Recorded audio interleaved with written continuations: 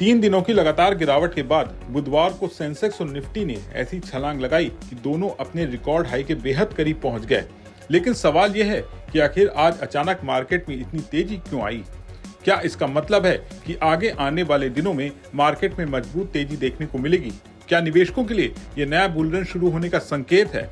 बुधवार का दिन भारतीय स्टॉक मार्केट के लिए काफी खास रहा। निफ्टी 1% से ज्यादा की उछाल के साथ 26,150 के पार निकल गया। सेंसेक्स 900 पॉइंट से ज्यादा उछलकर 85,500 के पार निकल गया।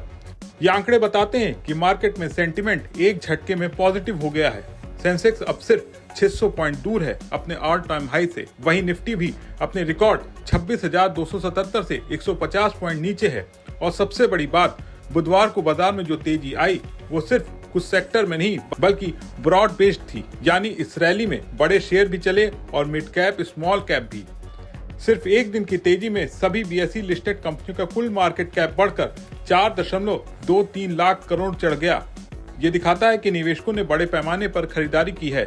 सितंबर 2024 में मार्केट ऑल टाइम हाई से काफी नीचे आ गया था। इसके बाद वैल्यूएशन स्ट्रेच थी।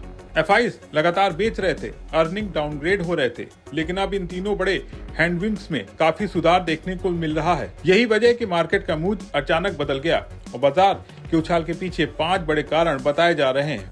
पहला कारण है यूएस फेड की ओर से रेट कट का मजबूत उम्मीद। अमेरिका की अर्थव्यवस्था से आए कमजोर आंकड़े, रिटेल सेल्स में गिरावट, कंज्यूमर कॉन्फिडेंस में कमी, इन सब ने उम्मीद बढ़ा दी कि दिसंबर 2025 में यूएस फेड रेट कट कर सकता है। सीएमई फेड वॉच टूल के मुताबिक 85% मार्केट ये मानकर चल रहा है कि जेरोम पावेल रेट कट करेंगे। ये बहुत बड़ा सेंटीमेंट बूस्टर है। दूसरा कारण है ग्लोबल मार्केट में रैली। जब ग्लोबल मार्केट्स एक साथ ऊपर जाते हैं तो भारत पर इसका सीधा असर पड़ता है। बुधवार को एशियन मार्केट 1% से ज्यादा चढ़े। जापान का निक्केई लगभग 1.8% उछला। यूएस मार्केट में S&P 500 और नैस्डैक लगातार तीसरे दिन चढ़े। ये सब इसलिए हुआ क्योंकि अमेरिका के कमजोर डेटा ने रेट कट की उम्मीद मजबूत की। तीसरा कारण, क्रूड ऑयल की कीमतें लगातार गिर रही हैं।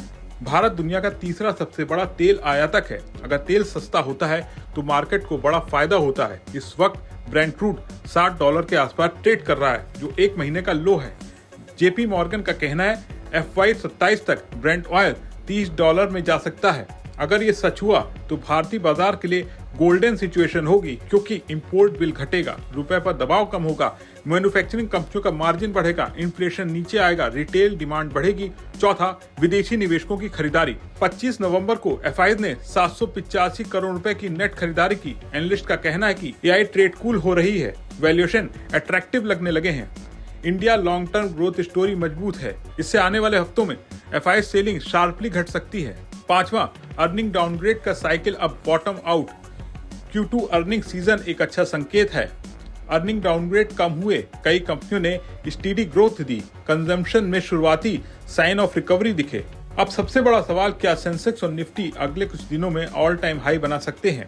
एनालिस्ट कह रहे हैं फेड रेट कट की उम्मीद, क्रूड ऑयल में गिरावट, एफआई सेलिंग का कम होना, अर्निंग आउटलुक में सुधार, ये सब मिलकर एक स्ट्रॉन्ग अपसाइड बेस बना रहे हैं। फिलहाल मार्केट में सेंटीमेंट मजबूत दिख रहे हैं। हो सकता है बाजार 2025 में नया रिकॉर्ड हाई बना दे।